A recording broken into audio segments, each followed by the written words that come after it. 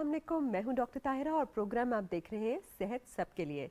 तारिक अजीज़ जो है हमेशा अपना प्रोग्राम शुरू करते थे और वो कहते थे देखती आंखों और सुनते कानों को मेरा सलाम। इसके लिए बड़ा ज़रूरी है कि हमारी आंखें भी देख रही हो और हमारे कान भी सुन रहे हो, लेकिन हमारी समात का सही होना बहुत ज़्यादा ज़रूरी है।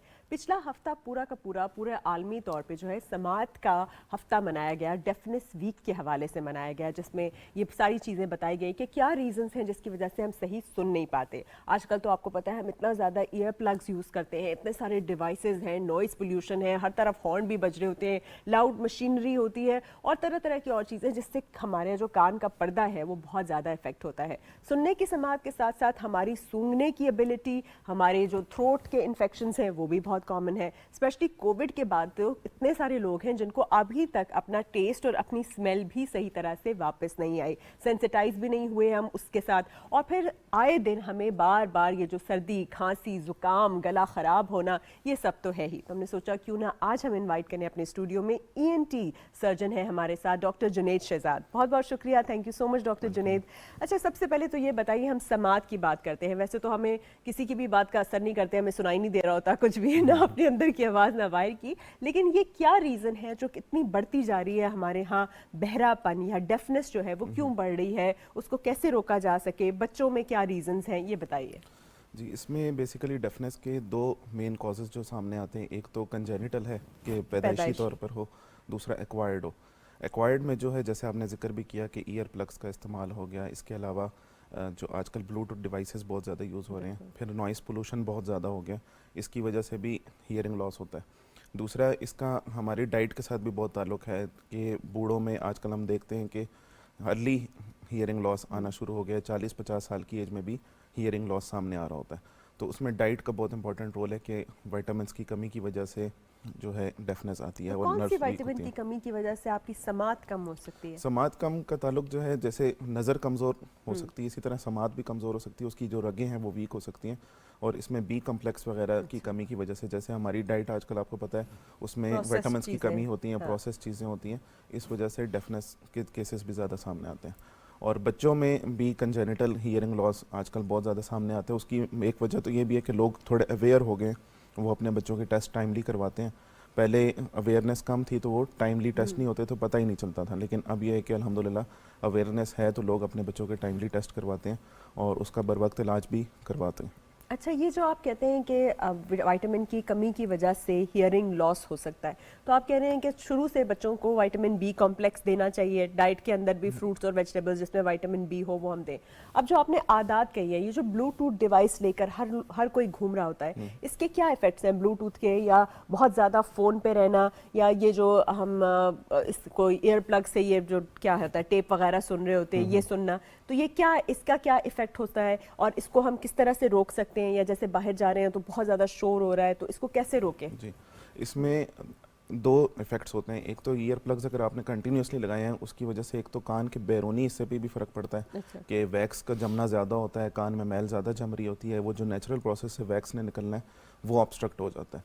तो इसलिए अगर आपने प्लग्स यूज़ करने भी हों या ब्लूटूथ डिवाइस यूज़ करने हो तो उसको थोड़ा सा गैप ज़रूर दें, रात के टाइम जैसे उतार लें या बीच में 1 आवर का गैप ज़रूर दें।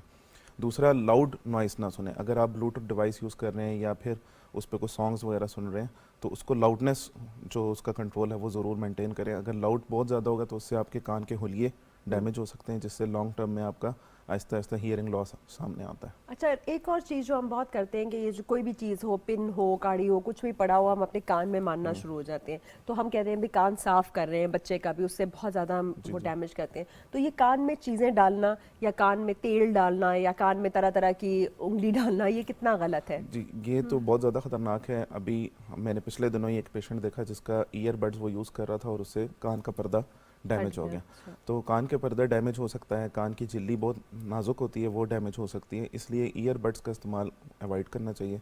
और इसके अलावा फिंगर्स वगैरह से भी अगर आप इचिंग वगैरह करें तो थोड़ी बहुत हल्की फुल्की कर सकते हैं, ज़्यादा ना करें। इससे बेहतर ये होता है कि आप ऑलिव ऑयल का इस्तेमाल करें। डालें ऑलिव ऑयल, ठीक ऑलिव होता है ऑयल ये? यूज़ कर सकते हैं, लेकिन अच्छा। दूसरे जो ऑयल्स हैं या फिर आपको टोटके वगैरह इस तरह की चीज़ें अवॉइड करनी चाहिए। अच्छा, ये जो फॉरेन बॉडी चली जाती है, कीड़े आजकल बहुत ज़्यादा हो जी जी जाते हैं गर्मियों में, तो अगर कोई कीड़ा अंदर चला गया या कोई चीज़ फंस गई बच्चे की, जैसे कोई वो बीड वीड फंस गई, तो उसका क्या तरीका है? जी, उसमें सबसे पहले तो देखें, पैनिक नहीं करना चाहिए। माँ बाप अक्सर पैनिक कर जाते हैं, इसमें परेशानी वाली कोई बात नहीं है। अगर कोई चूंटी वगैरह या मच्छर महसूस हो रहा है तो उसमें फ़ौरन आप कोई ऑयल डाल लें। ठीक है। उससे ये होगा कि कीड़ा जो है वो मर जाएगा, वो आपको डिस्टर्ब नहीं करेगा। उसके बाद आप आराम से किसी भी ENT स्पेशलिस्ट से उसको निकलवा लें। और इसी तरह अगर कोई बीड वगैरह बच्चे ने डाल लिया है तो उसमें भी फ़ौरन पैनिक नहीं करना चाहिए और किसी स्पेशलिस्ट डॉक्टर से चेक क्योंकि करवाना आप चाहिए। खुद अगर कोशिश करते हैं तो वो हाँ, मज़ीद अंदर वो जाने मज़ीद के अंदर ना। चला जाता है, हाँ। मज़ीद ट्रॉमा करता है। तो अगर वो फ़ौरन बॉडी 1-2 दिन कान में पड़ी भी रहेगी तो वो कुछ नहीं करेगी, लेकिन अगर आप उसको किसी आम GP से करवाएंगे या किसी नॉन डॉक्टर से करवाएंगे तो वो हो सकता है मज़ीद ट्रॉमा कर दे। अच्छा, आजकल तो आपको पता है जैसे गर्मियाँ आती हैं, बहुत सारे बच्चे स्विमिंग करने जाते हैं, उसके बाद उनको बहुत ज़्यादा ईयर इन्फेक्शन होना शुरू हो जाता है। तो ये जो कान में इन्फेक्शन है, ओटाइटिस मीडिया, एक्सटर्ना इंटरना, जिसमें कान बहुत ज़्यादा सूज जाता है और दर्द होने लगती है, और फिर डॉक्टर कहता है कि भाई इसमें होल करके हम उसको, वो मेरिंगोटमी पता नहीं कि वो सारा कुछ करेंगे, तो वो कब इंडिकेटेड होती है, या एंटीबायोटिक से ठीक हो सकता है, या वो कराना चाहिए कि नहीं जी कराना चाहिए, ये सब बताएं। जी, इसमें देखें, एक तो कान में अगर रेशा जम गया है और वो नहीं निकल रहा किसी दवाई वगैरह से इस्तेमाल से, फिर हम मेरिंगोटमी करते हैं, वरना अदरवाइज़ यूजुअली मेडिसिन देने से वो ख़त्म हो जाता है। रेशे की अपनी दवाइयाँ होती हैं, वो देते हैं, उससे रेशा ख़त्म हो जाता है। ठीक है। इसमें पानी का इस्तेमाल ख़ास तौर पे अगर आप ज़्यादा करें तो नेचुरली भी आपकी बॉडी जो है रेशे को कम करती कम है। करती है। एक कॉलर ले लेते हैं, फिर जी वापस आते हैं। जी, अस्सलाम वालेकुम, कौन है हमारे साथ और कहाँ से बोल रहे हैं? वालेकुम सलाम मैडम, वकास बात कर रहा हूँ कराची। जी वकास, पूछिए। मैडम डॉक्टर निवेश साहब से बात करनी है मुझे। जी जी, पूछिए उनसे। सर 2 दिन से जो है ना गले का थोड़ा मसला बना हुआ है, गला खराब है और उसके अलावा जो है थोड़ा कान का भी थोड़ा सा जो है समटाइम सुनना थोड़ा सा कम हो जाता है और कुछ सफोकेशन हो रही है, सब। जैसे गले में खराश और जबान पर छाले हुआ। अच्छा, आपकी उम्र बताइए। मैडम 27 साल। 27 साल। बुखार वगैरह भी है आपको साथ? लाइट टेम्परेचर थोड़ा फील हो रहा है। क्या वैसे पूछेंगे डॉक्टर साहब, और कुछ पूछेंगे आप सॉरी। इनसे? जी, कान के हवाले से आप क्या बता रहे थे? समात कमज़ोर है, क्या हाँ। होता है? जी जी, नहीं नहीं समाज ठीक है। वो होता है कि जैसे कभी समटाइम आवाज सुनना कम रहती है, वो बीप से शुरू हो जाती है। अच्छा, पीप शुरू हो जाती है? जी जी जी।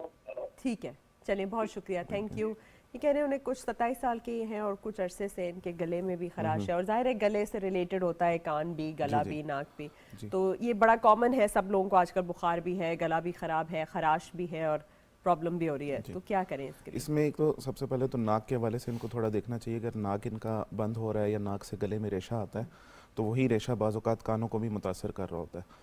तो एक तो नाक का अपना देखेंगे, नाक का इलाज करवाएं। उसमें सिंपल एक तो अपने तौर पे ये स्टीम ले सकते हैं, नाक के स्प्रे जो ओवर द काउंटर अवेलेबल होते हैं वो ले सकते हैं। और गले की खराश के लिए ये जो है जैसे बेटनीसोल या डिस्प्रिन गोली होती है उससे गरारे वगैरह करें। और अगर बुखार हो रहा है तो उस सूरत में सिंपल पैरासीटामोल वगैरह ले सकते हैं। कान के हवाले से मैं ये कहना चाहूँगा कि इनका हो सकता है कि पर्दे में सुराख हो जिससे पीप वगैरह आती हो, तो इनको चाहिए कि पानी से लाजमी बचाएं कान को।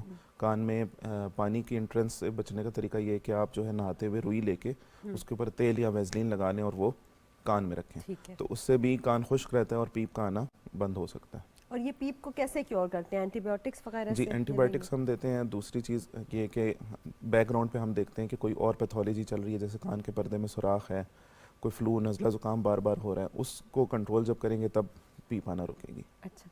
अच्छा डॉक्टर साहब, ये बताइए कि बहुत सारे बच्चे जब पैदा होते हैं तो उन्हें कुछ इन्फेक्शंस की वजह से भी डेफनेस होती है, जैसे हमने सुना था सिफिलिस या कोई और इस तरह की चीज़ें, या अगर फादर स्मोकिंग करते हैं तो फिर बच्चे के अंदर डेफनेस की चांसेस होते हैं, या कुछ इस तरह की। तो थोड़े से उन इन्फेक्शंस के बारे में बात करिए जिसका कि असर बच्चे के ऊपर भी हो सकता है, डेफनेस। अच्छा, पहले कॉलर ले लेते हैं, फिर इस पर वापस आएंगे। जी अस्सलाम वालेकुम, कौन बोल रहे हैं और कहाँ से बोल रहे हैं? जी वालेकुम सलाम, जी शमशाद अली बात कर रहा हूँ भैया। जी, पूछिए इरशाद साहब। जी मैम, ये मेरी वाइफ है ना, इनके कान में जो है ना खारिश अक्सर बहुत रहती है, ठीक है। और खारिश की बिना पे जो है कान में जो खारिश, इससे पहले जो है ना हमने बेटनीसोल ड्रॉप इस्तेमाल किया था, जी। अभी तक नहीं हुआ, लेकिन अभी लगा बल्कि आज अच्छा। उम्र तकरीबन ये वो डायबा कोई नहीं चीज खाई। नहीं है कोई। अच्छा, इनको खारिश होती है ये जी कह जी रहे हैं कान गले में कुछ मारती का, तो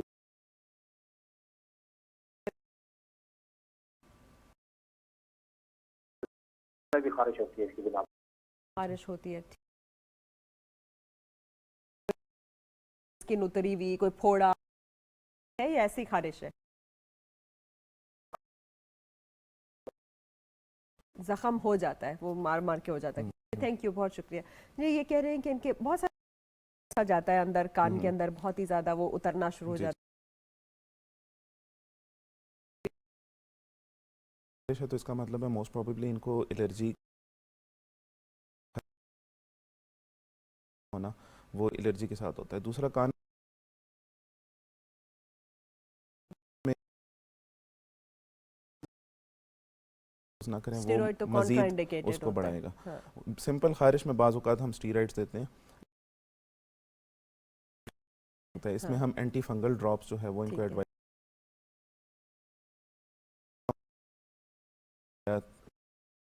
चीज़ ना ठीक है, इस्तेमाल।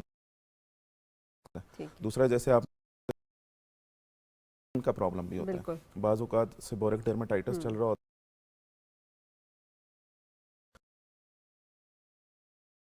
चेक करना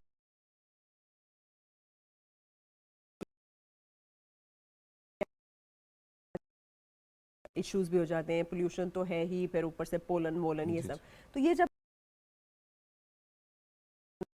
में कि आपकी आंखों से आपकी नाक आना शुरू, छींकें आ रही हैं, इसी तरह खारिश, तो ख़ास मई का सीज़न बहुत नोटोरियस है,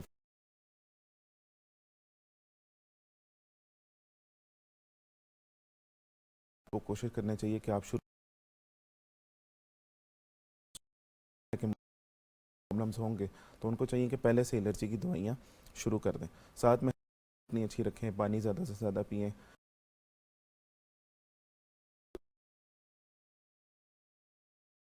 एक दफ़ा ज़रूर ले लें। उससे फ़ायदा ये होता है कि फंस जाते हैं, उसकी वजह से आपको एलर्जी का अटैक्स होते रहते हैं। तो आपको चाहिए कि फ़ौरन नाक को साफ़ करें और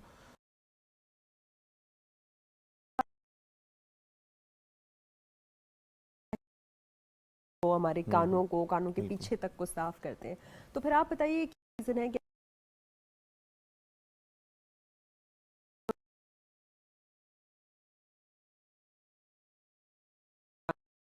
का है? कानों का तो देखिए सिंपल, जैसे वुज़ू में हम सिर्फ मसा कर लेते हैं वो भी काफ़ी होता है, क्योंकि कान का अल्लाह ने ऐसा निज़ाम रखा है कि वो खुद साफ़ होता रहता है। लेकिन नाक में ये है कि बाज़ औक़ात को कोशिश करनी चाहिए कि आप जैसे वुज़ू में नाक के अंदर पानी डाल साफ़ करें। जिनको ज़्यादा मसला होता है, साइनोसाइटिस का इशू होता है या फिर उनकी नाक की कोई सर्जरी भी होती है, तो उनको फिर हम कहते हैं कि आपने ज़रा ज़ोर से नाक को साफ़ करना है। ख़ास तौर पे हम उनको कहते हैं कि सिरिंज से, या कोई पंप होता है इसका अपना मिलता है जिस, ताकि वो रेशा सारे का सारा बाहर निकले।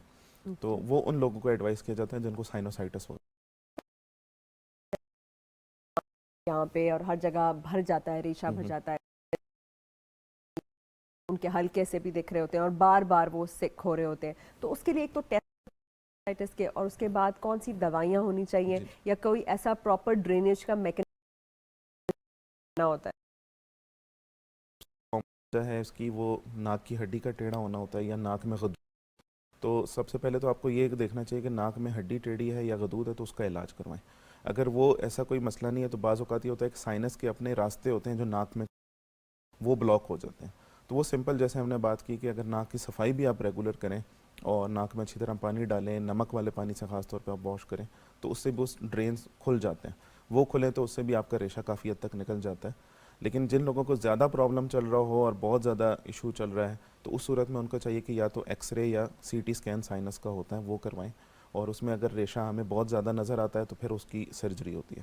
जैसे ये जो पोस्ट नेजल ड्रिप हो रहा होता है कि पीछे आपके हलक में वो रेशा गिर सा जी रहा जी होता है, और जैसे कुछ लोगों को जब सजदा करते हैं तब भी बहुत ज़्यादा बिल्कुल। तकलीफ सी होती है या गिरना शुरू होता है, तो उसके लिए क्या होता है? वो भी जो पोस्ट नेजल ड्रिप है, ये बहुत कॉमन निशानी है साइनोसाइटिस की। इसका ठीक है। मतलब है कि बैकग्राउंड पे साइनोसाइटिस चल रहा है और वो रेशा कंटिन्यूसली नाक से गले में गिर रहा है, और वो रेशा नुकसानदेह इसलिए भी होता है कि उससे फिर गला भी ख़राब होता है और खांसी भी रहती है, आवाज़ भी ख़राब होती है, चेस्ट पे भी फ़र्क पड़ता है। तो उस पोस्ट नेज़ल ड्रिप को ख़त्म होना ज़रूरी होता है कि वो ख़त्म हो जाए ताकि बाकी मसले भी ठीक हो जाएं।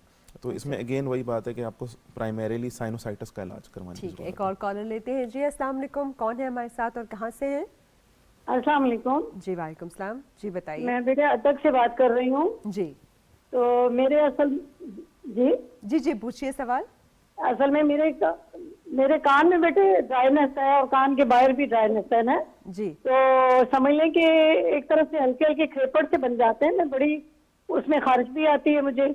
तो मैं ये पूछना चाह रही थी कि कोई ऐसी ऑइंटमेंट हो जिससे ये ड्राइनेस खत्म हो, अंदर भी है और बाहर भी है। और आपको हलक में और कहीं पे है?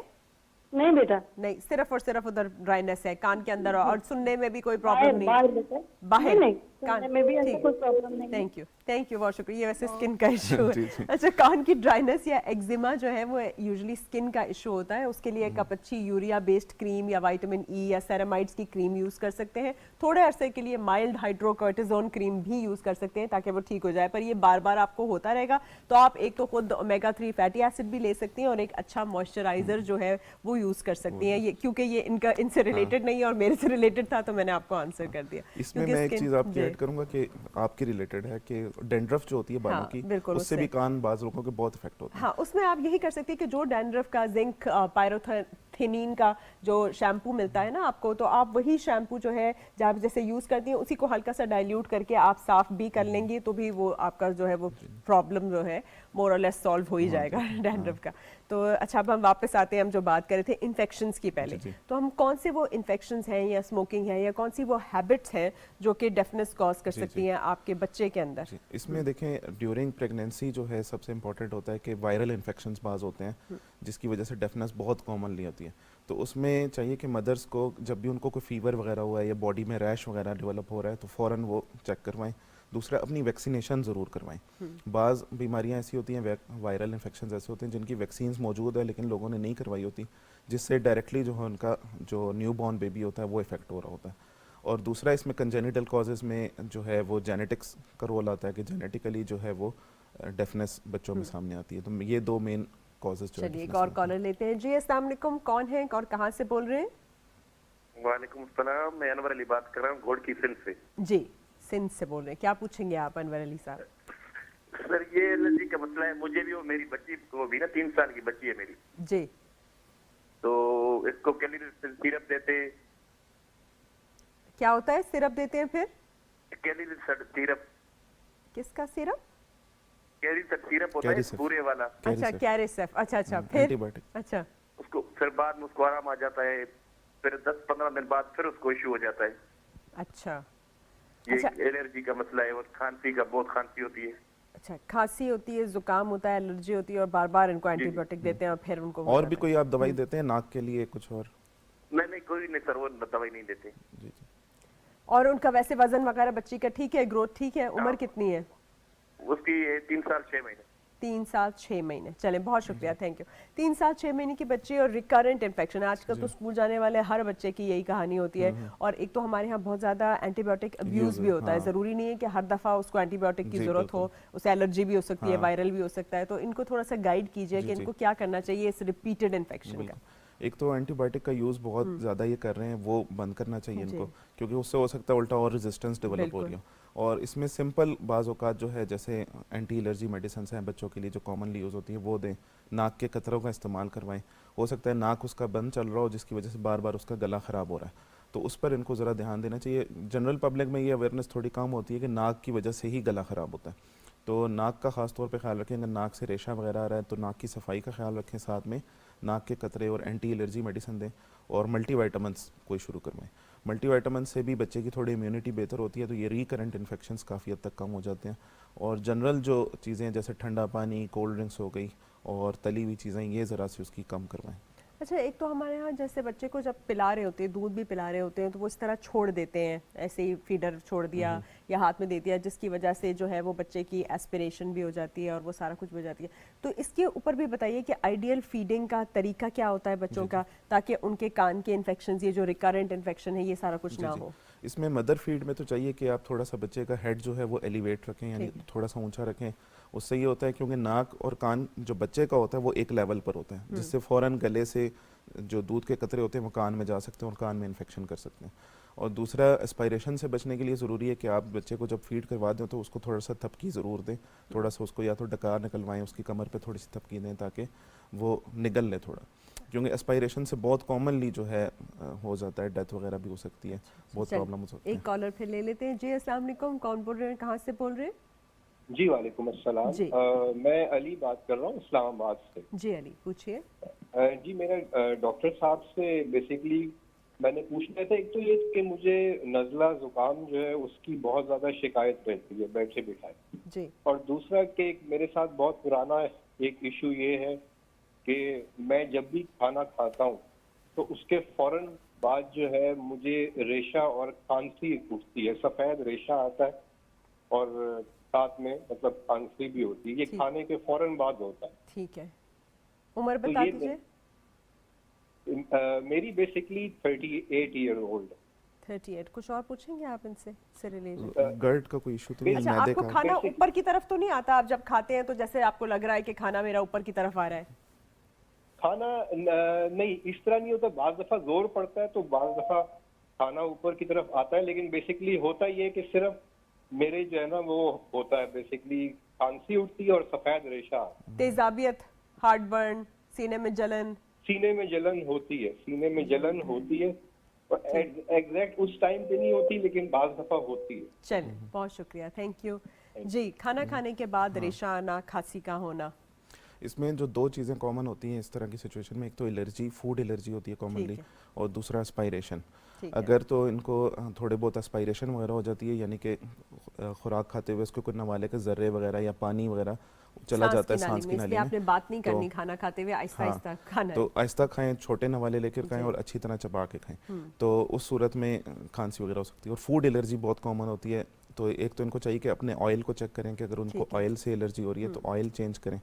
और बाज़ औक़ात ये होता है कि खाना का नवाला वगैरह लेते, कोई भी ऐसा चीज़ उन्होंने ली है जिससे फूड एलर्जी हो रही है, फ़ौरन खांसी शुरू हो जाती है और उसके साथ वाइट रेशा आता है, तो मोस्ट प्रोबेबली इनका ये प्रॉब्लम हो सकता है। दूसरा, गर्ड से रिलेटेड भी हो सकता है, तो उसके लिए इनको चाहिए कि खाने के बाद थोड़ी सी वॉक ज़रूर करें और खाने में मुरागन ग़ज़ाएँ जो है वो थोड़ा सा कम करें। अच्छा, तो आपने बेसिकली कहा है कि एक तो ये मैदे का मसला हो सकता है कि खाना या तेज़ाब ऊपर की तरफ आ रहा है, तो आप फिर मैदे के डॉक्टर से भी दिखा सकते हैं, वो आपको शायद कोई प्रोटॉन पंप इनहिबिटर वगैरह भी दें। और दूसरे नंबर पे खाना खाते ही लेटना नहीं है, कम कम खाएं, थोड़ी थोड़ी देर बाद, ज़्यादा चिकना ना खाएं और थोड़ा सा अपने एलिवेटेड रखें जैसे आपने कहा। और आपने दूसरी एक और चीज़ क्या कही थी कि खाना खाने के बीच में थोड़ा सा आहिस्ता आहिस्ता खाएं। आहिस्ता खाएं, एस्पायरेशन हो सकती है, उससे जर्रे जो होते हैं वो सांस की नाली में चले जाते हैं, और ये भी टेस्ट करा लें कि कौन कौन से खानों से आप एलर्जिक हैं और कौन सो से नहीं है। अच्छा, एक और चीज़ जो हम नाक की बात कर रहे थे, नाक की हड्डी बड़ी होने का, और कहते हैं कि भाई आप डीएनएस का ऑपरेशन करा लें, फिर नाक के अंदर डिफरेंट चीज़ें जैसे पॉलिप्स भी हो गई, तो ये ऑपरेशन कितने ज़रूरी हैं, कराने चाहिए नहीं कराने चाहिए, या इसका स्नोरिंग से या खराटे लेने से या रात की नींद पूरी ना होने से या सांस सही तरीके से ना लेने से कितना ताल्लुक है? एक तो ये कि इसमें हिस्ट्री बहुत इंपॉर्टेंट होती है। बाज़ लोगों की नाक की हड्डी टेढ़ी होती है लेकिन उनको मसले मसाइल नहीं होते, बाज़ लोगों को थोड़ी सी हड्डी टेढ़ी होने से मसले होते हैं, उसके लिए प्रॉपर इन्वेस्टिगेट हम करते हैं, सीटी स्कैन करवाते हैं, एक्सरे करवाते हैं, जिससे हमें अंदाज़ा होता है कि इसको प्रॉब्लम चल रहा है। दूसरा, हिस्ट्री में ये कि स्नोरिंग हो गई, दिन के टाइम बंदे को सुस्ती ज़्यादा हो रही है, नाक हर वक्त बंद चल रहा है, इवन स्प्रेज इस्तेमाल करने के बाद भी नाक बंद चल रहा है, उस सूरत में हम सर्जरी की तरफ जाते हैं। और सर्जरी का इसमें डेफिनेटली अगर प्रॉपर अच्छी सर्जरी हो जाए तो फ़ायदा होता है। उससे एक तो बंदे का सांस बेहतर हो जाता है, नींद स्मूथ हो जाती है, और बार बार गले का इन्फेक्शन होना, कानों का इन्फेक्शन होना, सर दर्द होना, इससे जान छूट जाती है। अच्छा, तो ये आप एडवाइस करते हैं कि फिर करा लें। और लॉन्ग टर्म में अगर आप देखें तो इकोनॉमिकली भी आप जब बार बार एंटीबायोटिक्स ले रहे हैं, बार बार डॉक्टर्स को चेकअप करवा रहे हैं, वो आपको उतना ही कॉस्ट इफेक्टिव पड़ जाता है। तो अगर आप एक दफ़ा सर्जरी करवा लेते हैं तो आपकी इन चीज़ों से जान छूट जाती है काफ़ी हद तक। बिल्कुल। अच्छा, टॉन्सिल्स बहुत ज़्यादा बच्चों को होते हैं, टॉन्सिलाइटिस, उसकी वजह से बार बार स्कूल से एब्सेंट होना, एग्जाम्स का मिस होना, ग्रो नहीं कर पाना सही तरह से, तो इसका क्या रीज़न है, और टॉन्सिल्स की भी सर्जरी करानी चाहिए कि नहीं करानी चाहिए, और क्या वो प्रिकॉशंस है, कह रहे होते हैं ना डॉक्टर्स के केचप नहीं खाओ, ये नहीं खाओ, वो नहीं खाओ, तो क्या क्या है इसमें असली? इसमें सबसे इम्पोर्टेंट अगेन वही बात जो हमने पहले भी की कि एंटीबायोटिक्स का बहुत ज़्यादा यूज़, और बच्चों की डाइट जो है आजकल आपको पता है वो अच्छी नहीं है, बहुत ज़्यादा जंक फूड हो गया और ऑयली हो गए, और कोल्ड ड्रिंक्स स्पेशली अगर उनका इस्तेमाल ज़्यादा होने की वजह से जो है टॉन्सिलाइटिस का इन्फेक्शन आजकल ज़्यादा सामने आता है। और इसमें टॉन्सिलेक्टमी से बहुत आसानी से बचा जा सकता है अगर तो वालिदैन जो है वो इन डाइट पे कंट्रोल करें और हेल्दी डाइट दें, और बच्चों को कोई मल्टीविटामिन साथ में दें, फ्रूट्स की इंटेक ज़्यादा करें, तो उससे टॉन्सिलेक्टमी से बचा जा सकता है। लेकिन बाज़ औक़ात ये होता है कि इस टॉन्सिल्स की वजह से बहुत ज़्यादा प्रॉब्लम्स होना शुरू हो जाते हैं, सांस लेने में इवन डिफ़िकल्टी होती है, खाना Swallowing निगलने में में। मुश्किल होता है। तो उस सूरत में फिर हम कहते हैं कि आप टॉन्सिलेक्टमी करवा लें तो बेहतर है, क्योंकि उससे बच्चे की सेहत पे बहुत फ़र्क पड़ रहा होता है, उसका कद नहीं बढ़ता, उसका खाना पीना इफेक्ट हो रहा होता है, स्कूलिंग इफेक्ट हो रही होती है। तो उस सूरत में करवा लेना बेहतर होता है। वो थोड़ा सा आपको जो हैसल होगी 1-2 दिन की, उससे बच्चे की लाइफ काफ़ी बेहतर हो जाती अच्छा, है। ये टॉन्सिल्स का जो प्रोसीजर होता है, इससे कोई हार्म तो नहीं होता, कोई साइड इफेक्ट का डर तो नहीं होता कि खुदा न खास्ता सर्जरी से बहुत लोग डरते हैं ना टॉन्सिल्स की सर्जरी से, नहीं, तो क्या ये सही होती है, और आजकल इसकी जो पोस्ट केयर क्या है? आजकल जो सर्जिकल मेथड्स हैं वो बहुत सेफ़ हैं, इसमें पोस्ट ऑप कोई इंशाल्लाह मसला नहीं होता। और शुरू में ये है कि बच्चा थोड़ा सा खाना पीने में निगलने में मसला करता है 3-4 दिन, वो आहिस्ता आहिस्ता चीज़ें सेटल हो जाती हैं, और लॉन्ग टर्म में इसके कोई साइड इफ़ेक्ट्स नहीं है। टॉन्सिल्स का जो रोल है वो शुरू के 3 से 4 सालों तक होता है इम्यूनिटी में, उसके बाद टॉन्सिल्स का रोल बॉडी में ख़त्म हो जाता है, इनका कोई ऐसा रोल नहीं होता। तो जब ये आपको ज़्यादा तंग करना शुरू कर देते हैं तो इनको निकलवा लेना बेहतर होता है। चलिए कॉलर ले लेते हैं। जी अस्सलाम वालेकुम, कौन बोल रहे हैं और कहाँ से? जी वालेकुम अस्सलाम, मैं अपना बात कर रही हूँ फैसलाबाद से। जी पूछिए। मेरे ना राइट से कान का मसला है, उसके बाद क्या मसला है, ज़रा आप अपनी आवाज़ कम कीजिए ना टीवी की, और फिर पूछिए। हाँ जी, आमना बात कर रही हूँ फैसलाबाद से। जी जी सवाल पूछिए। तो मेरे ना राइट, इससे तो हमारे कान का मसला शुरू हो जाएगा, क्योंकि हमें सही तरह से आवाज़ नहीं आ रही। जी अब आ रही है आवाज़? हाँ, राइट कान का मसला है। जी राइट कान का जी मसला। क्या मसला है, पूछिए। मुझे ना 4-5 साल से कम सुनाई देता था, और 1-2 मरतबा ना चंद सेकंड के लिए जिसम अनबैलेंस सा हो गया था, मतलब हल्के से चक्कर आया चंद सेकंड के लिए। ठीक है। फिर मैं फैसलाबाद तलबा डॉक्टर से ट्रीटमेंट करवाई, डॉक्टर मोहम्मद अली तिरवल। तो उनके ट्रीटमेंट से उन्होंने पहले मुझसे कहा था कि ऑपरेशन होगा, फिर उन्होंने कहा कि ऑपरेशन की जरूरत नहीं है, अल्हम्दुलिल्लाह अब मुझे कम सुनाई देता है उस कान से। ठीक है ठीक है। तो ये मसला है। अच्छा, राइट कान से इनको कम सुनाई जी, देता जी। है और चक्कर भी आते हैं। चक्कर भी आते जी चले, थैंक यू, बहुत शुक्रिया। जी, इसका क्या रीज़न हो सकता है? एक साइड की डेफनेस है और साथ चक्कर। इसमें इन्होंने एक तो बताया कि उन्होंने आपको ऑपरेशन का भी सजेस्ट किया था, तो ऑपरेशन हो सकता है कि इनके कान के पर्दे में कुछ सुराख वगैरह हो या इन्फेक्शन चल रहा हो, जिसकी वजह से बाज़ औक़ात चक्कर वगैरह भी आ जाते हैं। तो अगर तो कान से अब पीप नहीं आ रही, तो दूसरी सूरत में ये है कि अपना कान के अगर पर्दे में सुराख है तो उसका ये ऑपरेशन करवा लें, बेहतर है। पर्दे के ऑपरेशन से जो है समात काफ़ी हद तक 30-40% बेहतर हो जाती है, और आपकी सारी चीज़ें काफ़ी हद तक हल हो जाती हैं। अगर तो आप ऑपरेशन की तरफ नहीं जाना चाहते और आप कहते हैं बगैर ऑपरेशन की कोई इलाज हो, तो फिर उस सूरत में हम फिर हियरिंग एड्स जो आला समात होते हैं वो सजेस्ट करते हैं कि वो पेशेंट यूज़ करें। अच्छा, ये जो हियरिंग एड्स होते हैं कुछ तो बाहर वाले होते हैं, कुछ आजकल मैंने देखा है यहाँ पे इम्प्लांट सा वो किया होता कॉकलियर है। इम्प्लांट्स हैं। हाँ, तो वो कितना अच्छा होता है, और अगर स्पेशली छोटा बच्चा है उसको करा लेना चाहिए, उसकी केयर, उसकी प्रोसीजर कितना एक्सपेंसिव, कितना लंबा, क्या उसकी कॉम्प्लिकेशंस होती हैं? जो कॉकलियर इम्प्लांट है ये बेसिकली आइडियली हो जाना चाहिए 2 से 3 साल की एज में। अगर बच्चे को डेफनेस है, प्रोफाउंड हियरिंग लॉस हम उसको कहते हैं कि बिल्कुल बच्चे का कोई रिस्पांस नहीं आ रहा, तो उस सूरत में करवा लेना बेहतर होता है। अगर 5 साल से ज़्यादा एज बढ़ गई है तो फिर उसका इतना ज़्यादा फ़ायदा नहीं होता, क्योंकि फिर स्पीच डेवलपमेंट नहीं होती। और इसका फ़ायदा डेफिनेटली होता है, लेकिन कॉस्ट इसकी ऑलमोस्ट आजकल जो है वो 20 लाख टू 25 लाख तक है। और ये फॉर लाइफ होता है? फॉर लाइफ होता है। ठीक है। लेकिन इसमें यह है कि गवर्नमेंट की तरफ से हमारे बहुत सारे इदारे हैं जो काम कर रहे हैं। इस्लामाबाद में भी कुछ हॉस्पिटल्स में जो है ये फ्री ऑफ कॉस्ट हो रहा है, लाहौर में कुछ हॉस्पिटल्स अच्छा, हैं। ये कंप्लीट डेफनेस को क्योर कर लेता है? अगर किसी को बिल्कुल सुनाई नहीं दे रहा बच्चे हाँ। को, और बचपन में ही ये कॉकलियर इम्प्लांट करा लिया, तो उसे वो सुन सकता वो है? सुन सकता है बिल्कुल। अच्छा। लेकिन ये क्योर नहीं है एक किस्म का, ये मतलब एक एड ही है ना, जैसे हियरिंग एड है उसी तरह ये भी एक लेकिन आप एड है। देखें ना, उससे वो बच्चा बोल बोलना, पाएगा, हाँ। वरना अगर वो सुनेगा नहीं तो वो बोल नहीं पाएगा। जी अस्सलाम वालेकुम, कौन बोल रहे हैं, कहाँ से? अब्दुर्रहमान लाहौर। जी अब्दुर्रहमान साहब, क्या पूछेंगे आप? अच्छा मैम, मेरा सवाल है डॉक्टर से कि मेरे ना नाक में प्रॉब्लम चल रही है पिछले कोई 4-5 साल से। जी। तो प्रॉब्लम ये है कि अगर एक साइड का नाक खुला हो तो दूसरी साइड का बंद होता है और नाक की हड्डी भी टेढ़ी है। ठीक है मैंने बहुत सारे डॉक्टर्स को चेक करवाया, जी। उन्होंने स्प्रेज वगैरह और एंटीबायोटिक्स वगैरह लिख के दिए हैं, मैंने सब ट्राई किए हैं, लेकिन उससे कोई फर्क नहीं पड़ा। ठीक है, और मैं ये चाह रहा हूँ कि अब डॉक्टर साहब से भी मशवरा ये करना है कि क्या इसका वो करवा लिया जाए, ऑपरेट। ठीक है, उम्र बताएं अपनी। मेरी 23 इयर्स ओल्ड है। 23 है, बड़ी लंबी उम्र अभी आगे आपकी पड़ी है, जरूर ऑपरेट करवाएं। आंसर सुनिए जी। जी बिल्कुल 18 इयर्स प्लस में जो है हम ये सर्जरी सजेस्ट करते हैं, क्योंकि उसमें ग्रोथ हो रही होती है तो हड्डी दोबारा टेढ़ी होने का खतरा होता है। तो 18 साल से बड़ी उम्र अगर हो गई है तो उस सूरत में सर्जरी करवा लेना बेहतर है। जैसे कि बता रहे हैं कि स्प्रे भी यूज़ किए हैं, बहुत सारी चीज़ें यूज़ की हैं, लेकिन उससे इनको फ़र्क नहीं पड़ रहा। तो सर्जरी करवाने से डरना नहीं चाहिए। ये आधे घंटे की सर्जरी होती है और जल्दी रिकवरी हो जाती है, विद इन अ वीक आपकी रिकवरी हो जाती है और बाकी आप चीज़ों से काफ़ी हद तक आपकी जान छूट जाती है। तो करा लीजिए। अच्छा डॉक्टर साहब, ये वर्टाइगो क्या होता है जिसमें बहुत ज़्यादा चक्कर आते हैं और बैलेंस भी आउट हो जाता है? सुनने में भी इशू है, चक्कर भी आ रहा है, स्पेशली कुछ कई लोगों को ट्रैवलिंग में भी बहुत इशू हो जाता है और उसकी वजह से गिर भी जाते हैं। तो इसका ईयर नोज एंड थ्रोट से क्या ताल्लुक है और इसको कैसे ठीक किया जाए? असल में हमारा जो अंदरूनी कान है उसमें एक बैलेंस सिस्टम भी अल्लाह ने बनाया है, समात के साथ ही एक बैलेंस सिस्टम है। तो बैलेंस सिस्टम जो है वो हमें मॉनिटर करता है कि हमारे बॉडी जो है एक स्टेबल रहे, इम्बैलेंस ना हो। उसमें अगर कोई प्रॉब्लम आ जाए, उसमें पानी की मकदार ज़्यादा हो जाए, प्रेशर बढ़ जाए, या उसकी खून की सप्लाई कम हो जाए, या उसमें बाज़ औक़ात क्रिस्टल्स होते हैं वो हिलना शुरू हो जाए अपनी जगह से, तो इससे इंसान को चक्कर महसूस होते हैं। बाज़ औक़ात ये होता है कि सिर्फ चक्कर होते हैं, बाज़ औक़ात ऐसी डिजीज़ होती हैं जिसमें चक्कर के साथ कान में शोर भी होता है और कान में समात भी वीक हो रही होती है। तो उसकी एक तो तशख़ीस ज़रूरी होती है कि चक्कर इंसान को आ किस वजह से रहे। तो इसमें ये होता है कि अक्सर तौर पे जीपी को या दूसरे किसी डॉक्टर को अगर आप दिखा दें तो वो आपको जनरली मेडिसिन दे देगा। वो वर्टाइगो को डायग्नोस नहीं करता। तो वर्टाइगो अगर आपको है तो फर्स्ट ऑफ ऑल आपको चाहिए कि ईएनटी स्पेशलिस्ट चेक करवाएं। हो सकता है अगर आपको कोई न्यूरोलॉजिकल डिजीज़ है, कोई दिमाग की तरफ से चक्कर आ रहे हैं, तो वो फिर आपको न्यूरोलॉजिस्ट के पास रेफ़र करेंगे। अदरवाइज़ उसका इलाज वो ईएनटी स्पेशलिस्ट खुद ही करते हैं। अच्छा, ये जो कानों में एक बेल सी बजती रहती है, टिनाइटस जिसे कहते हैं, कि नॉन स्टॉप उनको ऐसे लगता है कि कानों में शोर हो रहा है, कितना ही वो अजियतनाक होता होगा और सारा कुछ, तो उसका कोई हल है कि नहीं है? इसके रीज़न क्या होते हैं, ये जो टिनाइटस है इसका? और कई दवाइयों के साइड इफ़ेक्ट भी होते हैं, और उसके बाद इसको क्योर कैसे करना है? टिनाइटस एक तो कान अगर कमज़ोर हो रहा है, डेफनेस की तरफ जा रहा है, तो उस दौरान भी टिनाइटस आता है।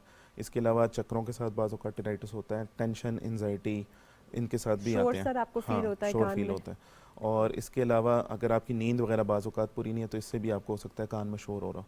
तो इसमें एक तो ये कि आपने बैकग्राउंड पर कोई ना कोई साउंड रखें, वो एक बहुत आसान इलाज है। जैसे गर्मियों में आजकल फ़ैन वगैरह ये एसी ऑन होता है जिसका शोर होता है, तो इंसान डिस्टर्ब नहीं होता। सर्दियों में प्रॉब्लम ज़्यादा होते हैं, तो सर्दियों में आप जो है डिफरेंट ऐप्स हैं वो यूज़ कर सकते हैं, कुरान की तिलावत सुन सकते हैं कोई हेडफोन लगा के, जिससे आपको डिस्टर्बेंस कम हो। लेकिन इसके अलावा भी इसके क्योर मौजूद हैं। मतलब जनरल पब्लिक में ये मशहूर होता है कि टिनाइटस हो गया तो ये कभी ख़त्म नहीं होगा, ऐसा नहीं है। इसका क्योर हो सकता है। बाज़ औक़ात हम एंजाइटी को देखते हैं, अगर एंजाइटी ज़्यादा हो रही है वो कम होगी तो टिनाइटस भी कम हो जाता है। तो इसका तरीका है जी। अगले कॉलर की जानिब बढ़ते हैं जी। अस्सलाम वालेकुम, कौन बोल रहे हैं, कहाँ से? वालेकुम, गुलजार बोल रहा हूँ जी, पूछे गुलजार साहब। जी, ये पूछिए जी, बच्ची है हमारे साथ, माँ की ना वो कान जो है ना ये दाहिनी साइड वाला ये हर टाइम खुजलते रहती है। आपको सुनाई दिया? जी, समझ नहीं आई, सॉरी, फिर से एक दफा रिपीट करेंगे? बच्ची है जी साथ माँ की, वो जो है ना वो कान को हर टाइम दबाए रखती है और बारिश करती है। कान को मेरा ख्याल है हाथ लगाती है और ठीक है, थैंक यू, बहुत शुक्रिया। 7 माह की बच्ची है, वो कान को लगाती है, ऑब्वियसली कोई इन्फेक्शन होगा, दर्द होगा, तो उसको आप इन्फेक्शन भी होता है, कैसे? लेकिन बच्चों में ज़्यादातर ये होता है कि वैक्स हो रही होती है बच्चों में, खास तौर पे जो न्यू नेट्स बच्चे होते हैं इनमें वैक्स बहुत होती है, तो उससे बच्चा बहुत इरिटेट होता है और वो कान को बार बार हाथ लगाता है। तो इसमें सबसे आसान हल ये है कि जैतून का तेल जो है वो डाला जाए और कान के बाहर वाली लो पे जो है जैतून का तेल लगाएं, उससे भी काफ़ी इफेक्टिव रहता है। अगर तो खुश्की बहुत ज़्यादा हो रही है तो जैसे आपने पहले भी बताया कि ऑइंटमेंट्स वगैरह यूज़ कर सकते हैं, लेकिन बच्चों में ऑइंटमेंट्स जो हैं वो इतने सेफ नहीं होते, तो ऑलिव ऑयल बेस्ट रहता है। ऑलिव ऑयल जो है वो बेटर है। अच्छा डॉक्टर साहब, आप बताइए, ये जो आवाज़ का ख़राब होना है, स्पेशली हम जैसे लोग जो ये काम कर रहे होते हैं और माइक पे भी बोल रहे होते हैं, या टीचर्स हैं, लॉयर्स हैं, पॉलिटिशियंस हैं, बहुत ज़्यादा आवाज़ का इशू होना शुरू हो जाता है, होर्सनेस आ जाती है, और फिर उसके बाद बहुत सारे और मसाइल भी इससे रिलेटेड होते हैं वोकल कॉर्ड्स के। तो ये कौन कौन से मसाइल हैं? होर्सनेस क्या बताती है कि आवाज़ आपकी ख़राब हो रही है, तो इसका क्या रीज़न है और इसको कैसे सही किया जा सकता है? वोकल कॉर्ड्स में जो है बेसिकली बाज़ औक़ात जो हमारे लैरिंग्स होता है जहाँ से आवाज़ बनती है, उसके बहुत ज़्यादा इस्तेमाल की वजह से बाज़ औक़ात कुछ दाने से बन जाते हैं, और ये प्रोफेशनल वॉइस यूज़र्स में बहुत ज़्यादा कॉमन होते हैं, टीचर्स में बहुत ज़्यादा कॉमनली हमें देखना पड़ता है। तो उसमें हम एडवाइस करते हैं एक तो वॉइस रेस्ट ज़रूर करें, ज़्यादा बातें ना करें, ज़्यादा ऊंची आवाज़ में ना चीखें। और दूसरा ये कि घर पे भी अगर आप हैं और आपको मौका मिल रहा है तो आप थोड़ा सा वॉइस रेस्ट कर लें तो ज़्यादा अच्छी बात है। दूसरा, जब आपका लेक्चर वगैरह चल रहा है या कोई सेशन चल रहा है या कोई स्पीच वगैरह आपने करनी है, तो उससे पहले कोशिश करें कि आप कोई वार्म लिक्विड्स वगैरह ज़रूर लें, गर्म पानी का इस्तेमाल करें, ठंडा पानी अवॉइड करें। और बीच में जब आपको टाइम मिल रहा है तो उसमें आप कोशिश करें कि वॉइस रेस्ट ज़रूर करें। दूसरा, पानी का इस्तेमाल ज़्यादा करना, स्टीम लिए जा सकती है, इससे भी काफ़ी फ़र्क पड़ जाता है। अच्छा, कॉलर की जाने बढ़ते हैं जी। अस्सलाम वालेकुम, कौन बोल रहे हो और कहाँ से? जी मैं मसूद बोल रहा हूँ इस्लामाबाद से। मैडम जी पूछिए, क्या पूछेंगे आप?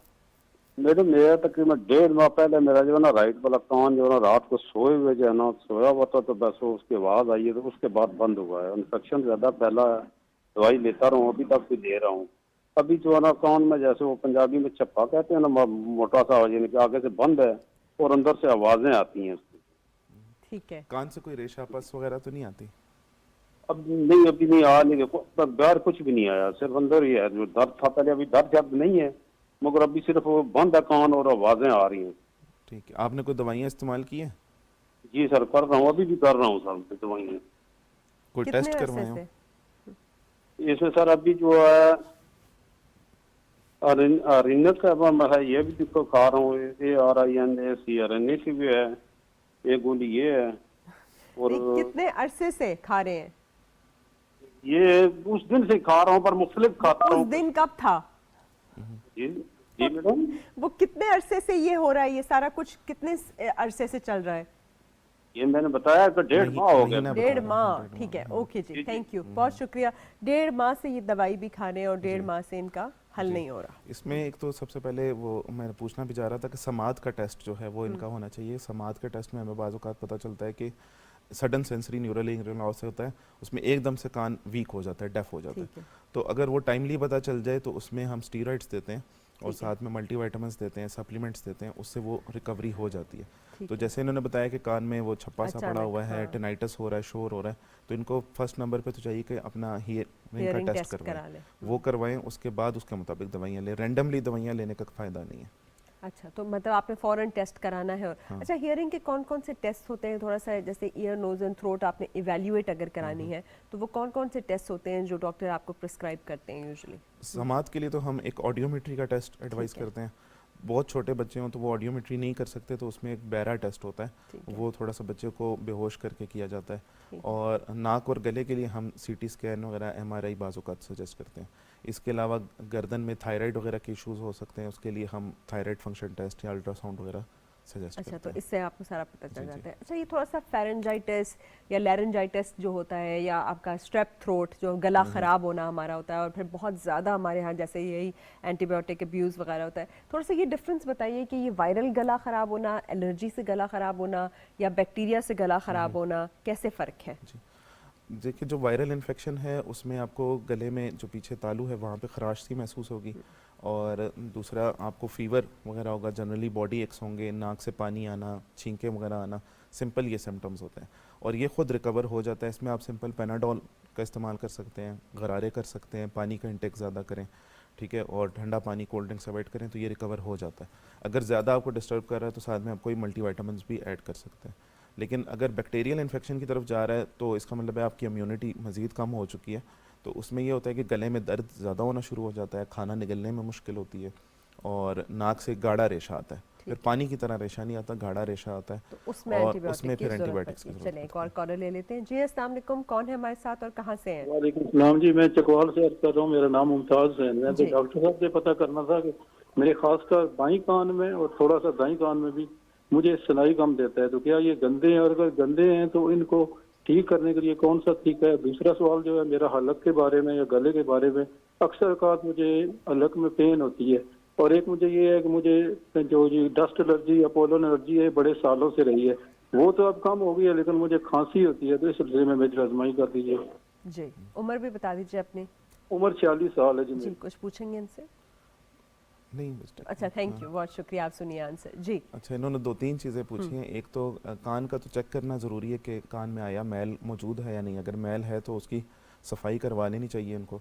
उसके लिए अपने एक मखसूस कतरे भी होते हैं, या जैतून का तेल से भी मैल नरम हो जाती है, उसके बाद सफाई करवानी चाहिए। अगर सफाई का मसला नहीं है तो हो सकता है पीछे पर्दे में कोई इशू हो या कान में रेशा चल रहा हो, तो वो देख कर ही बताया जा सकता है। जैसे ये बता रहे हैं कि गले में भी रेशा महसूस होता है, तो हो सकता है कानों में भी रेशा मौजूद हो। और दूसरा, एलर्जी जो है विद द एज कम होना शुरू हो जाती है। जब आप 35 प्लस होते हैं तो बाज़ लोगों की एलर्जिक सिम्टम्स ऑटोमेटिकली कम होते हैं। लेकिन इनको जो अगर चेस्ट का मसला चल रहा है तो एक तो इनको अगर स्मोकिंग करते हैं तो वो अवॉइड करनी चाहिए, डस्ट से अवॉइड करना चाहिए, पानी की इंटेक ज़्यादा रखें, और इसके लिए अपनी कुछ एलर्जी की मेडिसिन होती हैं जो अगर इस्तेमाल करें लॉन्ग टर्म तो उससे भी बेहतर हो जाता है। अच्छा, अब एक और चीज़ जो बहुत ज़्यादा गर्मियों में बच्चों में स्पेशली होती है कि उनके नाक से बहुत ज़्यादा नक्सीर फूटती है, बहुत ज़्यादा खून आता है, और फिर लोगों को समझ नहीं आ रहा होता कि क्या करना है। तो ये जो नाक से खून आना है, इसके लिए क्या करना चाहिए और ये इसके रीजंस क्या होते हैं, ये बताइए। नाक से खून आना, सबसे पहले तो अगेन पैनिक नहीं करना चाहिए, परेशान होने वाली कोई बात नहीं है, बहुत ख़तरनाक चीज़ नहीं है। फर्स्ट, ओल्ड एज अगर है 50 प्लस है तो उसमें हम बीपी को चेक करते हैं कि ब्लड प्रेशर ज़्यादा है, उसकी वजह से आ सकता है। यंग एज में और स्पेशली गर्मी के सीज़न में जब ड्राई वेदर होता है, बारिशें ना हो रही हों, तो उस सीज़न में ये होता है कि नाक की झिल्ली कभी कभी इफेक्ट होती है, वो ख़राब हो जाती है। तो इसमें सिंपल ये कि आप कोई वैसलीन वगैरह या ऑयलिंग कर सकते हैं, या सिंपल पॉलीफेक्स जो है वो नाक के अंदर लगा लें, उससे भी आपको काफ़ी फ़र्क पड़ जाता है, नाक में ज़ख़म ठीक हो जाते हैं। अगर ज़्यादा ब्लीडिंग हो रही है तो उस सूरत में फिर इसके स्प्रेज वगैरह होते हैं, वो हम देते हैं पेशेंट को। हम कहते हैं कि ठंडे पानी से नाक को वॉश करें। अच्छा, जब आपको नाक से खून आ रहा है तो आपने यूं करके पिंच करके पकड़ना है, या फिर लोग क्या करते हैं ऐसे लिटा देते हैं, तो वो तो गलत हो सकता है, तो वो थोड़ा सा आप उनको ये भी बताइए कि उसमें क्या करना चाहिए। उसमें बेहतर ये होता है कि आप ठंडे पानी से वॉश करके तो नाक को ऊपर से यहाँ से पिंच कर लें, दबा लें, तो उससे खून की जो रगी होती है वो दब जाती हैं, तो थोड़ी देर तक खून रुक जाता है। वक्ती तौर पे आपको लगे कि थोड़ा ब्लड गले में आ रहा है, उससे परेशान होने वाली बात नहीं, वो आप कुल्ली करके गरारे करके निकाल लें बात। अच्छा, हमारे सोशल मीडिया पे भी कुछ लोग सवाल कर रहे होते हैं, तो हमें एक सोशल मीडिया से सवाल आया है कि मैदे की तकलीफ़ का, या IBS या मैदे या पेट ख़राब होने का, क्या इसका हलक या इससे कोई ताल्लुक होता है, कान से कोई ताल्लुक होता है कि नहीं? That is what the question has come. ये एक बहुत जनरल पब्लिक में मशहूर है, लेकिन साइनोसाइटिस के साथ कान के साथ इसका कोई ताल्लुक नहीं है। गले के साथ होता है, गले का गर्ड के साथ होता है कि आपका तेजाबियत हो रही है और खट्टा डकारें वगैरह आती हैं, तो आपको वो गले को मुतासर कर सकता है। बाज़ औक़ात लेरेंजाइटिस यानी कि आवाज़ को भी ख़राब करता है, तो उसके लिए आप मैदे वाले डॉक्टर को दिखाएं, या फिर लेकिन मेरा ख्याल है इसका ताल्लुक एंग्जाइटी से ज़रूर है। अगर आपको IBS है या मैदे का तकलीफ है एंग्जाइटी की वजह से, तो जैसे हमने कहा था कि कान को एंग्जाइटी से इफेक्ट होता है। जी, अस्सलाम वालेकुम, कौन बोल रहे हैं और कहाँ से? जावेद अहमद बात कर रहा हूँ डैरकी से। जी, पूछिए जावेद साहब। मैं यही पूछना चाहूँगा डॉक्टर साहब से कि सांस और दमी का कोई हल बता दें ताकि रूह को राहत मिल सके। किसको? सांस और दम्मा नहीं था। दम्मा, अच्छा ठीक है, दम्मे का, ठीक है, थैंक यू।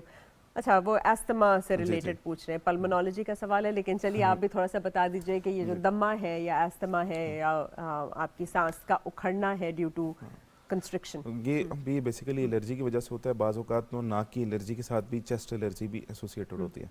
तो इसमें एक तो एहतियात सबसे पहले ज़रूरी है कि आप पोलन है या जस्ट डस्ट है जिससे भी आपको एलर्जी हो रही है उसको अवॉइड करें, मास्क का इस्तेमाल करें, पानी का इस्तेमाल ज़्यादा से ज़्यादा करें।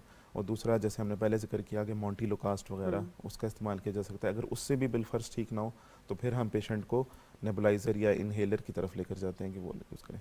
लेकिन इसका इलाज करवा लेना बेहतर होता है। इस तरह नहीं हो सकता कि ये परमानेंटली ख़त्म हो जाए। मतलब जब आपको अटैक होगा तब आपने उसकी दवाई यूज़ करनी है। अदरवाइज़ अगर आप ये सोचें कि किसी दवाई से बिल्कुल ख़त्म हो जाए, ऐसा मुमकिन नहीं है। बिल्कुल। अच्छा, आपने ये कहा ना कि हमने जो चीज़ें हम खाते पीते हैं, स्मोकिंग आपने कहा नहीं करना, वार्म फ्लूइड्स आपने कहा, तो ये जो खट्टी चीज़ों का बहुत ज़्यादा कॉन्सेप्ट है कि आप खट्टा खाएंगे या खट्टा पिएंगे तो आपका गला ख़राब होगा, तो क्या वाकई खट्टा खाने या पीने से गला ख़राब होता है और ठंडे पानी से ख़राब होता है कि नहीं? और कौन कौन सी चीज़ें हैं जो कि आपके गले की हेल्थ के लिए बुरी हैं और कौन सी अच्छी? क्योंकि बहुत सारे लोग, जैसे हम कहते हैं ना कि अगर बीमार हो गया तो उसकी विटामिन सी अच्छे करने के लिए कहते हैं कि भाई आप उसको दें, जूस वगैरह दें, तो कहते हैं नहीं खट्टा है ये नहीं देना। तो इस कॉन्सेप्ट को थोड़ा सा क्लियर करें। इसमें बेसिकली ये है कि बाज़ लोगों को सेंसिटिविटी होती है कुछ चीज़ों से। बहुत सारे लोगों को कोई प्रॉब्लम नहीं होता ठंडा पानी पीने से भी, तो उस सूरत में उनको अवॉइड करना चाहिए। जैसे टॉन्सिल्स में ये इशू होता है या गले में ये इशू होता है कि बाज़ औक़ात कुछ बैक्टीरियाज़ आपके ऐसे मौजूद होते हैं जो मौके की तलाश में होते हैं। जब उनको ऐसा कोई इन्वायरमेंट मिलेगा तो उसमें फलना फूलना शुरू करेंगे, तो ऐसे लोगों को अवॉइड करना चाहिए। बाकी जनरली वैसे खट्टी चीज़ों से, ठंडे पानी से इतना मसला नहीं होता, लेकिन जिनको इन्फेक्शंस रिकरेंट होते हैं टॉन्सिलाइटिस वगैरह के, उनमें हम स्पेशली कहते हैं कि आप इन चीज़ों को अवॉइड करें तो ज़्यादा बेहतर है। और ये जो गरारे करना है वो कितना अच्छा है, स्टीम लेने का आइडियल तरीका भी बता दें, और थोड़ा सा ये भी बताएं कि जैसे जिन लोगों को रेशा वगैरह होता है वो बिल्कुल फ्लैट ना सोएं और थोड़ा सा अगर एलिवेटेड होके वो सोएं, और दूसरा ये जो हम थपकते हैं पीछे बैक को, उसका भी क्या रोल है, स्पेशली ऐसे पेशेंट्स जो बेड रिडन वगैरह होते हैं? वो तो बेसिकली फिजियोथेरेपी के उसमें आता है कि आप चेस्ट की फिजियोथेरेपी करवाएं जिससे रेशा बाहर निकलता है। और रेशे को सबसे कम करने का एक तो स्टीम लें। स्टीम में सबसे बेस्ट ये होता है कि आप सिंपल पानी की स्टीम लें। उसमें बाज़ लोग जो है कुछ चीज़ें मिला लेते हैं, विक्स वगैरह, वो अगर ना भी मिलाएं तो कोई हर्ज नहीं है। आप सिंपल पानी की स्टीम लें, दिन में 2 दफ़ा लें, उससे भी रेशा कम हो जाता है। और गरारों का जहाँ तक ताल्लुक है, गरारे अगर आप करें तो सिंपल जो है वार्म वाटर से करना बेहतर रहता है। माउथ वॉश यूज़ करना या नमक वाले गरारे करना वो कभी कभी हम पेशेंट को एडवाइस करते हैं, हर वक्त नहीं करते। बाज़ लोग माउथ वॉश हर वक्त यूज़ करते रहते हैं, उसकी वजह से क्या होता है कि आपके नॉर्मल जो जरासीम होते हैं, फ्लोरा जो होता है वो भी मर जाता है, तो उससे आपका अनहेल्दी होता है, वो उल्टा मज़ीद इन्फेक्शंस कॉज कर रहा होता है। तो माउथ वॉश ज़्यादा यूज़ नहीं करना चाहिए। इसी तरह सेलाइन वाटर से भी हर वक्त गरारे नहीं करने चाहिए। अच्छा, ये तो बड़ा इंपॉर्टेंट पॉइंट। अच्छा, बहुत सारे लोगों की हलक से या मुंह से बहुत ज़्यादा, मुंह से नहीं बल्कि हलक से या नाक से स्मेल आती है बहुत ज़्यादा। अच्छा, पहले कॉलर ले लेते हैं फिर वापस आते हैं। जी अस्सलाम वालेकुम, कौन बोल रहे हैं, कहाँ से? वालेकुम अस्सलाम, मैं इस्लामाबाद से बोल रहा हूँ। जी पूछिए। मेरे कान का मसला है। मैं जब यहाँ से ऊपर जाता हूँ नथिया गली की तरफ, जी मैं उधर का रहायशी हूँ, तो मेरे कान मतलब है यहाँ नीचे आता हूँ तो वो कान बंद होना शुरू हो जाते हैं। अच्छा, ठीक है। जितना मैं हाइट पे जाता हूँ तो मेरे कान खुलना शुरू हो जाते हैं। ये डॉक्टर साहब से बिल्कुल बहुत रेलेवेंट सवाल है, बहुत शुक्रिया। सिर्फ आपका नहीं, बाकी भी हम सबका भी यही मसला होता है, जब भी हाइट्स पे जाएंगे या नीचे आएंगे तो कानों का वो जो स्पेशली फ्लाइंग में भी बहुत ज़्यादा ये इशू होता है। तो क्या करना चाहिए इसमें? एक तो सबसे इम्पोर्टेंट है कि आपको च्युइंगम या बबल या कोई टॉफ़ी ज़रूर यूज़ करनी चाहिए ड्यूरिंग ट्रैवल। उससे ये होता है कि आपका नाक और कान के दरमियान एक ट्यूब होती है, वो ओपन रहती है। हाँ, वो ओपन रहती है, जिससे आपका एक बैलेंस रहता है। कान के अंदरूनी हवा और बैरूनी हवा बराबर होनी चाहिए, तो उससे आपका समात वगैरह बेहतर रहेगी। दूसरा, इसमें आपको चाहिए कि अगर नाक का कोई इशू चल रहा है तो उसका नाक का कोई स्प्रे ज़रूर यूज़ करें, क्योंकि ये ख़तरनाक भी हो सकता है। कभी कभी प्रेशर इतना बढ़ जाता है, कान इतना शदीद बंद हो जाता है कि उससे पर्दा भी डैमेज हो सकता है। तो इनको चाहिए कि एक तो पानी का इस्तेमाल ज़रूर करें ड्यूरिंग ट्रैवल, जब भी ये ऊपर नीचे आते हैं वहाँ से, तो च्युइंगम बबूल ज़रूर यूज़ करें। और अगर नाक का कोई इशू चल रहा है तो नाक का स्प्रे साथ में ज़रूर इस्तेमाल करें। अच्छा, ये जो वेल्सेल्वा मनूवर हमें सिखाया था वो थोड़ा सा आप बताएंगे, डेमोंस्ट्रेट करेंगे कि अगर किसी का हो ही जाता है तो उसने कैसे करना है? च्युइंगम वगैरह अगर वो नहीं है तो उसने चू करना है, नाक बंद करना है, वो जैसे वो उसको कैसे करते हैं? उसमें एक तो ये कि अगर कान में दर्द हो रहा है तो फिर वो वेल्स नहीं करना चाहिए, क्योंकि उससे कान डैमेज हो सकता है। अगर कान सिर्फ बंद हुआ हुआ है तो उस सूरत में आप यूँ करें कि नाक को ज़ोर से बंद कर लें, पिंच कर लें और मुंह में हवा भरें, इस तरह हवा भरें, और ये प्रेशर जो है आप पीछे कान की तरफ लेकर जाएं, तो उससे कान खुल जाता है। और ये जो लोग यूं करते हैं वो करना चाहिए कि नहीं? नहीं, वो सिंपल अगर आप बाहर से थोड़ा बहुत इचिंग करना चाहें वो कर सकते हैं, उसमें कोई हर्ज नहीं है, लेकिन कान के अंदर जो है एक पिन मारना या कॉटन बड्स यूज़ करना वो। अच्छा, जब बच्चे स्पेशली जब टेक ऑफ हो रहा होता है तो बच्चे बहुत ज़्यादा चीखना शुरू हो जाते हैं, तो क्या माओ को उस वक्त दूध पिला लेना चाहिए उनको, ताकि उनका ये वाला मैकेनिज्म हो, क्योंकि च्युइंगम वगैरह तो वो नहीं, या फिर उनके मुंह में पेसिफायर दे देना चाहिए? बिल्कुल इस तरह कुछ यूज़ कर लें, पेसिफायर रख लें या मिल्क दे दें या कोई भी जूस वगैरह उसको दे दें, ताकि उससे उसकी यूस्टेशन ट्यूब वगैरह बेहतर है। लेकिन इसमें दूसरी वही अगेन बात है कि हो सकता है उस बच्चे का नाक में भी कोई इशू हो, तो वो चेक करवाना चाहिए। एक और कॉलर लेते हैं। जी अस्सलाम वालेकुम, कौन बोल रहे हैं, कहाँ से? मैं कराची से बात कर रही हूँ, मिसेस असगर। जी पूछिए। तो सबसे मुझे ये बात करनी है, मेरे हलक में और कानों में मेरे खारिश रहती है जी, और कुछ ठंडा अगर खाती हूँ तो फिर आइसक्रीम वगैरह जैसे मैंने ली तो फिर वो तेज खारिश उसमें शुरू हो जाती है। ठीक है, हलक और कान में खारिश रहती है। एक और कॉलर का भी यही मसला था, और तो कुछ नहीं होता, रेशा वेशा कोई भी चीज़ नहीं है? रेशा वेशा तो नहीं बनता है, बस मेरे बेटे का एक मसला है, उसकी नाक बंद हो जाती है हमेशा। 8 साल का है मेरा बेटा। तो बेटा का 8 साल उनका नाक बंद हो जाती है। चले, बहुत शुक्रिया, थैंक यू। 8 साल का बेटा, उनकी नाक बंद हो जाती है और इनकी हलक और कान में खारिश रहती है। कान और हलक में तो खारिश एलर्जी की वजह से हो सकती है, एंटी एलर्जी इनको लेनी चाहिए।